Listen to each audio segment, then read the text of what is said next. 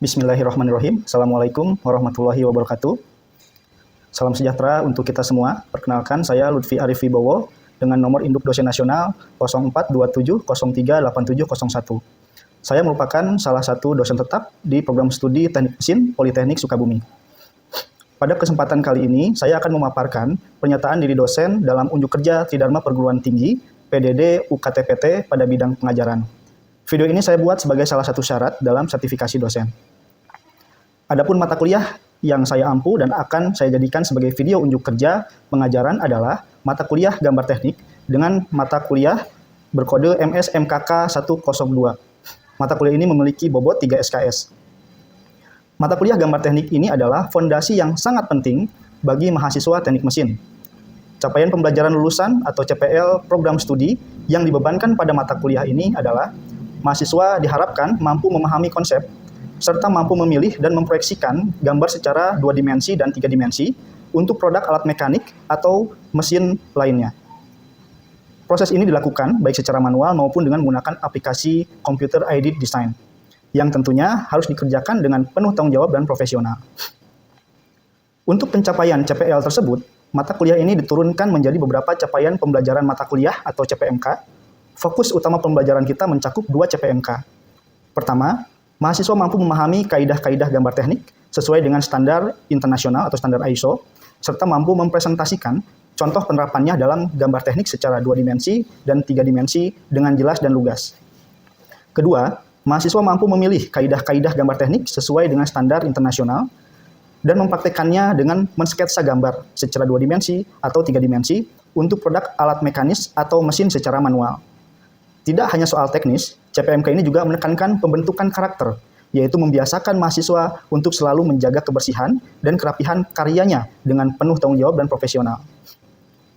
Dalam proses kegiatan belajar mengajar, saya menggunakan kombinasi metode ceramah interaktif, demonstrasi langsung, dan project based learning atau pembelajaran berbasis proyek, terutama pada saat praktik menggambar secara manual. Saya juga memberikan modul dan referensi standar ISO yang mudah diakses oleh mahasiswa.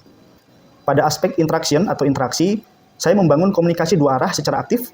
Interaksi tetap berjalan secara asinkronus melalui grup WhatsApp kelas dan platform e-learning perguruan tinggi, sehingga mahasiswa dapat berkonsultasi mengenai kendala dalam tugas ataupun proyek yang mereka kerjakan.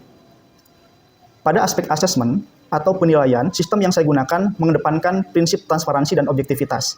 Di awal perkuliahan, saya menyampaikan kontrak perkuliahan yang memuat bobot penilaian yang meliputi kehadiran dan sikap, termasuk kerapihan dan tanggung jawab dalam praktikum.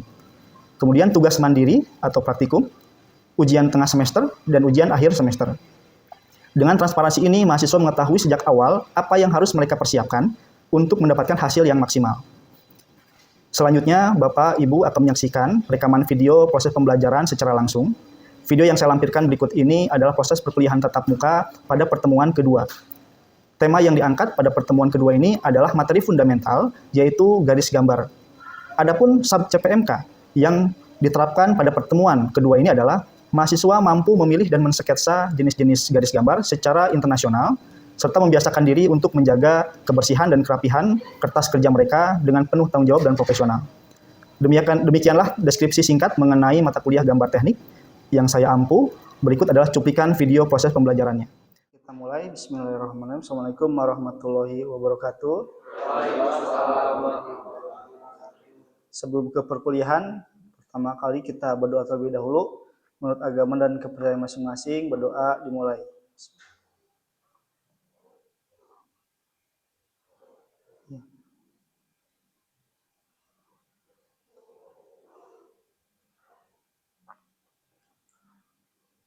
Berdoa selesai. Baik, selamat siang semuanya. Siang. Gimana kabarnya hari ini? Baik. Ada yang mungkin ngantuk, kelelahan atau gimana? Atau belum sarapan? Yang belum sarapan ada? Belum makan? Sudah semua? Baik, alhamdulillah. Baik. Ya, nanti kalau di perjalanan perkuliah Anda misalkan ngantuk, ya mau cuci muka atau mau ke toilet, ya silakan nanti izin langsung keluar ya. Jadi jangan ditahan-tahan. Baik, pada hari ini kita akan melaksanakan perkuliahan gambar teknik. Ini tema yang pertama yang akan kita bahas. Minggu lalu kita sudah membahas tentang pendahuluan apa saja yang kita pelajari, kemudian capaian pembelajarannya apa saja. Nah, hari ini kita masuk ke pembahasan pertama di gambar teknik. Jadi yang akan kita bahas sekarang itu yaitu tentang jenis garis gambar teknik. Nah, jenis garis gambar teknik nanti yang digunakan di selama mata kuliah, selama Anda praktik membuat gambar, itu harus mengacu pada jenis garis gambar yang sudah kita pelajari berdasarkan standar ISO 128.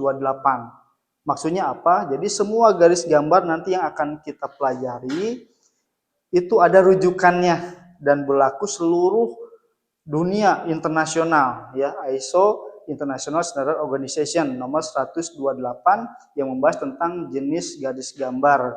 Tidak boleh nanti Anda membuat gambar ya garisnya pakai tipe sendiri, ya. Jadi nanti tidak bisa dibaca secara global. Baik, ya. Oke, selanjutnya ini kita perbesar. Ya, bisa terlihat ya di monitor. Ini adalah capaian pembelajaran, ya. Jadi apa yang akan kita capai dalam pembelajaran terkait dengan garis gambar, yaitu mahasiswa mampu memilih dan mensketsa jenis garis gambar sesuai standar internasional, serta membiasakan menjaga kebersihan dan kerapihan dengan penuh tanggung jawab dan profesional. Jadi nanti setelah tema ini dipelajari tentang garis gambar, inilah capaian pembelajaran. Nanti kita sama-sama evaluasi apakah setelah pembelajaran hari ini kita semua sudah mencapai capaian pembelajaran yang diinginkan.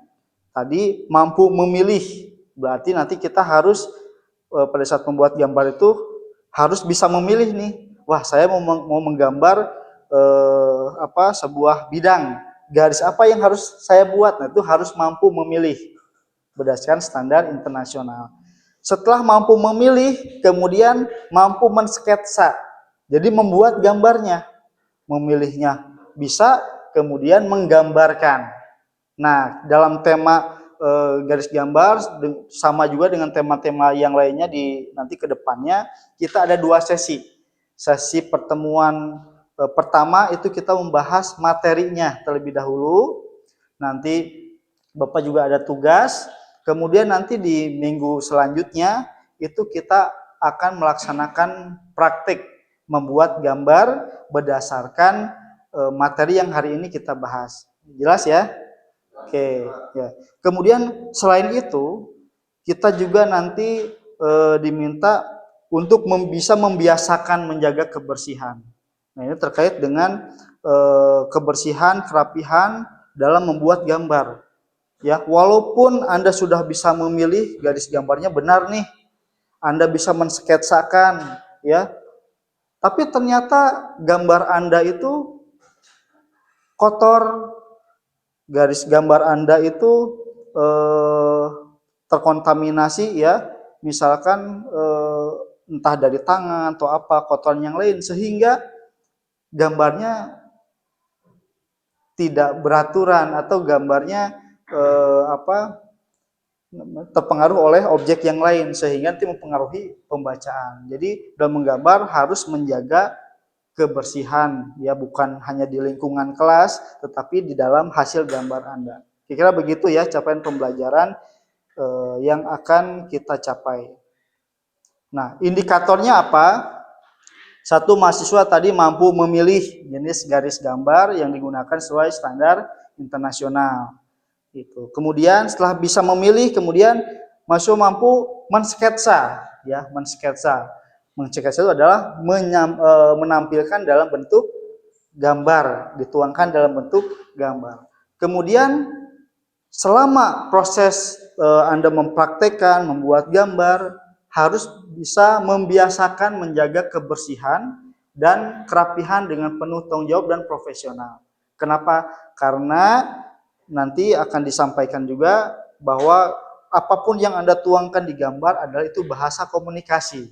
Kalau bahasa komunikasinya terganggu, ya nanti pesan yang disampaikan juga akan terganggu kan seperti itu. Nah, ini indikator-indikator yang menjadi penilaian Bapak. Setiap individu nanti akan Bapak nilai hasilnya seperti apa gitu.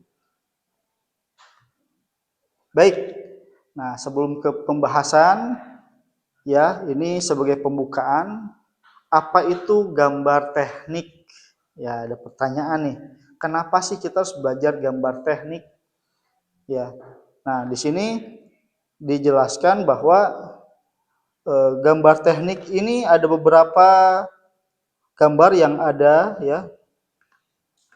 Oke, ini Bapak contohkan. Ya.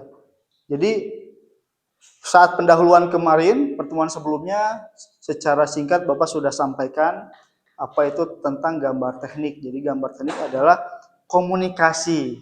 Itu bahasa komunikasi di bidang teknik mesin ya. Di mana dalam komunikasi itu tentu ada ya dalam di gambar sebelah kiri ini ada gambar kumpulan orang sedang merancang atau membuat gambar, baik itu secara manual maupun berbantuan komputer. Pada akhirnya adalah outputnya adalah berbentuk gambar kan gitu kira-kira. Nah, apa yang digambar ya adalah sebuah objek gitu. Nah, dalam ini contoh misalkan membuat sebuah elemen mesin ya, elemen mesin ya. Ini contoh bagian puli ya. Kalau di mesin ini bagian puli. Nah, intinya bagaimana caranya puli yang sudah didesain ini bisa dibuat oleh workshop atau bagian produksi. Ya, maka kalau dalam bahasa komunikasi kita kira-kira Mas Gary ya, kalau Bapak tanya, bisa nggak Mas Gary misalkan menyampaikan dengan lisan ke bagian workshop, tolong buatkan saya puli ukurannya sekian, diameter sekian, nanti ada alur ya dengan kedalaman sekian, bla bla bla terus itu. Kira-kira pesannya akan tersampaikan nggak dengan bahasa lisan, Mas Gary? Susah mencerna ya, dia harus membayangkan maksudnya apa gitu kan gitu. Mas Fauji kira-kira bisa punya kemampuan menyampaikan dengan lisan? Sama Pak, jadi pasti membingungkan si orang workshop. Ya pasti membingungkan ya, artinya bagian pembuat itu kan harus detail. Dalam membuat produk itu kan ada area, ada bagian-bagian yang punya standar. Nah, maka itulah fungsi kita sebagai seorang desainer nanti. Membuat gambar, ya, semua ilmu komunikasi yang nanti bisa ditangkap oleh pabrikan atau workshop atau pembuat dituangkan dalam bentuk gambar. Nanti gambar inilah yang disampaikan kepada bagian pembuat atau manufaktur dengan memberikan gambarnya. Anda sudah tidak usah lagi berbicara panjang lebar terkait desain karena ini sudah ada. Kecuali ada hal-hal tambahan mungkin yang perlu dikomunikasikan ya itu. Kemudian nanti dari gambar yang sudah dibuat ya, bagian pabrikasi atau workshop dia akan membuka gambar Anda, dibuka nih ya gambarnya. Ya, dengan membaca gambar Anda, dia akan bisa memetakan kira-kira dengan bentuk gambar ini tuh mesin apa yang digunakan, butuh berapa OP ya, atau operasional prosedur, OP1, OP2, OP3 itu kalau dipublikasi seperti itu. Kemudian butuh waktu berapa lama sampai dihitung cycle time-nya berapa. Itu adalah manfaat dari gambar. Nah, gitu ya. Sehingga dari gambar itu desain yang Anda buat bisa dipublikasi ya. Ini contoh ya, menggambarkan prosesnya. Kemudian terakhir nanti didapatkanlah produk yang diinginkan. Ya, ini contohnya dari puli, ada juga produk-produk yang lain. Ini contoh gambar yang dibuat ya oleh seorang desainer. Kira-kira begitu. Sampai sini ada paham ya? Nah, tentunya nanti di dalam membuat gambar-gambar seperti ini, garis yang digunakan itu jangan sembarangan. Harus sesuai dengan standar internasional. Mana itu misalkan, oh ini kalau garis gambar tuh mana garis bantu itu seperti apa. Nah itu. Oleh sebab itu hari ini kita akan membahas tentang garis gambar. Ada gambaran semuanya ya? Oke, baik ya. Kita lanjutkan. Sekarang kita akan bahas nih yang pertama tentang garis kontinu. Nah, garis kontinu itu ada dua sebetulnya nih. Ada contoh ada dua nih. Kalau tadi kan ada garis kontinu aja. Nah ini ternyata garis kontinu itu dibagi lagi. Ada garis kontinu tebal. Gitu ya. Jadi pembuatannya tuh harus tebal, harus kontras. Nanti Anda saat membuat itu harus kontras, agak ditekan gitu ya. Nah, garis tebal ini, kontinu tebal, itu digunakan oleh desainer untuk membuat garis gambar dan garis tepi. Nah, ini contohnya.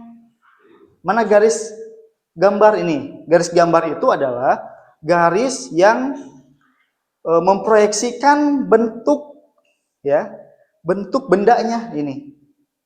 Nih, ini tebal nih. Ini disebut dengan garis gambar. Paham ya? Garis gambar ya. Kemudian ada garis tepi. Mana sih garis tepi itu? Garis tepi itu ini nih. Nih, pada saat kita membuat gambar, maka kita harus buat garis tepi terlebih dahulu ya, batas gambarnya. Garis gambar, garis tepi itu harus tebal. Oke, ada gambaran ya sampai sini ya. Nih, definisinya adalah garis lurus yang tidak terputus dengan ketebalan standar. Biasanya 0,5 sampai 0,7 mm. Nah, fungsi dari garis kontinu itu adalah garis nyata ya, benda yang terlihat langsung, kemudian garis tepi gitu ya. Pada gambar ini garis tepi, kemudian garis batas ulir. Ya, ini fungsi keseluruhan. Nah, ini dipecah. Nah, kalau tadi ada dua, yang garis tebalnya, garis gambar dan garis tepi, kemudian ada garis tipis. Ini kontinu tapi agak tipis. Nah, ini biasanya setengahnya Mas dari garis tebal gitu. Nah, garis tipis ini digunakan satu ya, garis hayal yang terjadi dari perpotongan yang dibulatkan, atau bisa juga untuk garis bantu. Jadi kalau kita mau membuat sebuah objek ya, itu dibuat dulu garis bantunya. Itu ya, menggunakan harus tipis garisnya. Kemudian kedua, garis ukur ya, atau garis bantu dan garis petunjuk. Contohnya mana ini? Yang menunjukkan, memproyeksikan ukuran. Ini gambar apa ini? Ini bentuknya, ini gambarnya. Ya, walaupun di sini ada sedikit perbedaan ini sebagai contoh saja ya. Jadi pada saat membuat garis tipis ini digunakan untuk tadi garis ukur yang kedua. Mana garis ukur ini? Menunjukkan panjangnya berapa, diameter berapa, termasuk ini pada heksagon, area heksagon juga berapa jaraknya. Maka pada saat kita membuat garis ukuran ini itu harus tipis. Gitu ya. Itu.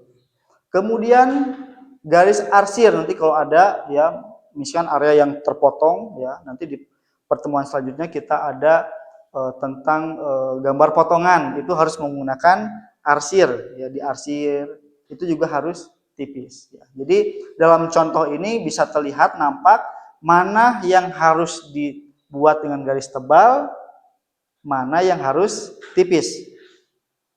Karena nanti beda maknanya. Sampai sini ada pertanyaan? Untuk garis kontinu, tebal dan tipis, jelas ya? Oke. Baik, selanjutnya adalah garis bertitik. Ini yang bagian E, ini ya. Nih. Garis ini strip, titik ya, strip, titik ya. Kalau garis bergores tadi strip, strip, strip, strip, strip gitu ya. Oke, yang ketiga selanjutnya ini adalah garis bergores atau bertitik ya. Jadi strip, titik, strip, titik, strip, titik, terus aja begitu. Nah, definisinya apa?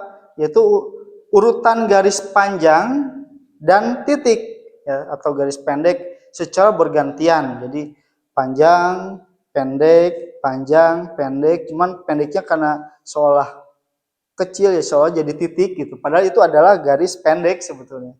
Gitu. Nah, fungsinya untuk apa? Digunakan untuk garis sumbu atau center line. Gitu. Yang pertama, yang kedua adalah garis simetri pada benda silindris. Ya, garis simetri berarti sejajar. Gitu. Kemudian lintas bagian benda yang bergerak itu bisa digunakan. Ya, contoh di gambar ini mana yang merupakan garis bertitik? Yang nomor berapa? Nomor 5. Nah, nomor 5 ya. Ini strip titik strip titik strip titik. Nah, apa bedanya kalau gambar ini tidak diberikan garis bertitik? Ini ada bidang ya, contoh ya. Misalkan Bapak punya ya sebuah benda. Nah, kalau lihat dari pandangan depan seperti ini ya. Gitu. Yang pertama itu begini, yang kedua sama bidangnya, tetapi dia menggunakan garis bertitik. Strip, titik, strip, titik. Nah, gitu. Kalau yang pertama ini A, ini B. Ini gambar apa? Ini gambar apa? Yo, silakan. Gambar balok, Pak. Balok ya. Dari depan itu bentuknya berarti ya bisa contoh penghapus ini. Ini ya. Nah, pandangan depan kan terlihatnya ya kotak ya. Cuma nanti Anda kalau menggambarkan bentuk ini, ingat di bagian belakang ada bentuk lain. Nah, ini yang digunakan garis tadi, garis tipis ya. Apa namanya? Garis gores. Garis gores untuk area yang tidak terlihat ya, garis gores. Gitu. Kalau yang B apa? Kira-kira. Nah, ini adalah bentuk silinder karena ini sebagai apa? Garis sumbu. Jadi ketika kita menambahkan garis sumbu atau garis bertitik sebagai center, maka ini sudah persepsinya lain. Kalau yang ini itu bisa bentuknya balok, kalau udah begini berarti bukan lagi balok, tapi ini adalah bentuk silinder seperti spidol ini, gitu. Jadi kalau nanti Anda membuat bentuk silinder, Anda tidak memberikan garis sumbunya, maka maknanya akan jadi lain. Kesimpulannya ya tadi bahwa garis nyata atau kontinu digunakan untuk garis benda yang terlihat gitu ya, atau garis apa namanya, garis gambar, garis tepi ya, garis ukur, garis arsir. Tinggal tadi kita pecahkan itu, ada yang tebal, ada tipis, ada yang bebas gitu ya. Ada garis gores, itu garis nyata yang terhalang ya, atau menunjukkan kontur bagian yang tidak terlihat. Kemudian garis bergores ya, strip, titik strip itu digunakan untuk garis sumbu, garis simetri, lintasan gerakan ya, kemudian bidang potongan gitu.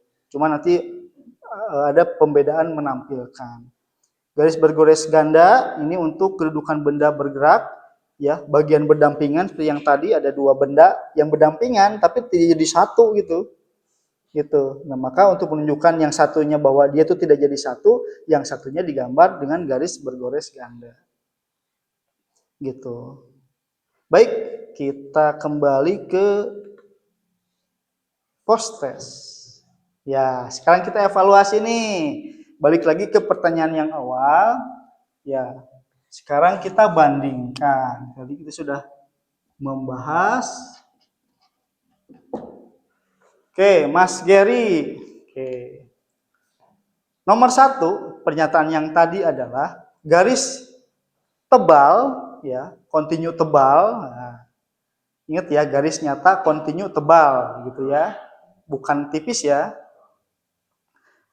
Garis nyata kontinu adalah garis yang digunakan untuk garis gambar dan garis bidang yang tidak terlihat. Nah, setelah belajar tadi, jawabannya tadi Anda menjawab benar bahwa garis kontinu itu adalah garis gambar dan garis bidang yang tidak terlihat. Anda tadi menjawab benar. Sekarang masih sama dengan sebelumnya? Ternyata jawabannya salah, Pak. Nah, kenapa salah?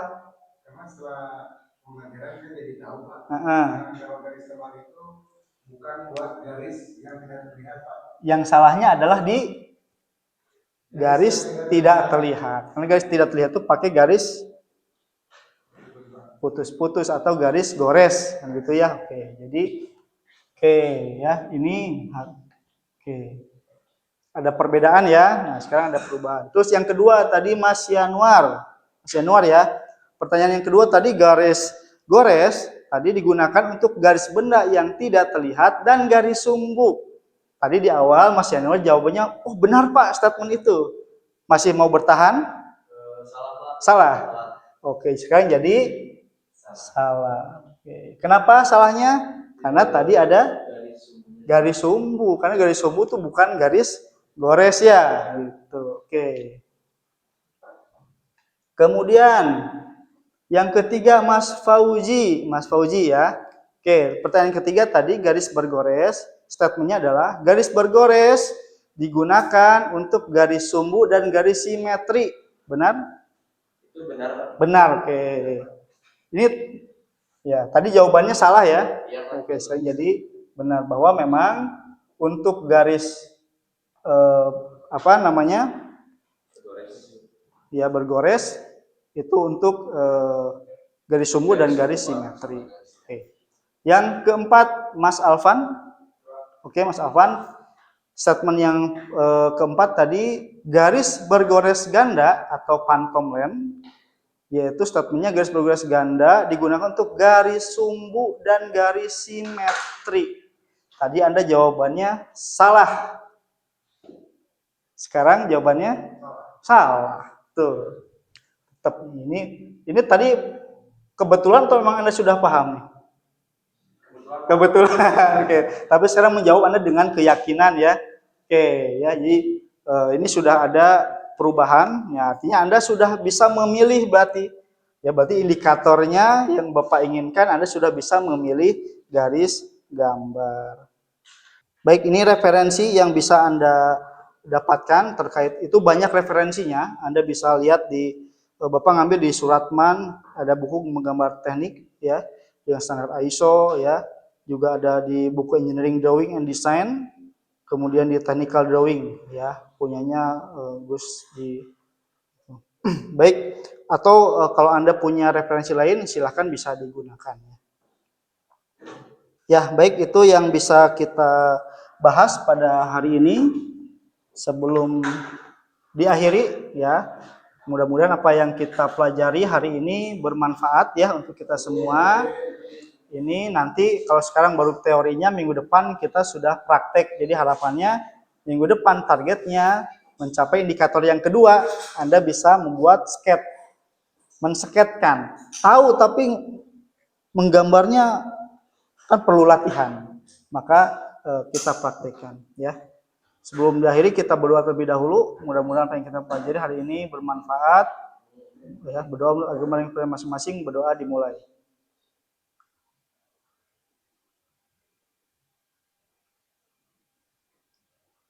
Doa selesai. Terima kasih. Assalamualaikum warahmatullahi wabarakatuh. Terima kasih atas perhatiannya. Wassalamualaikum warahmatullahi wabarakatuh.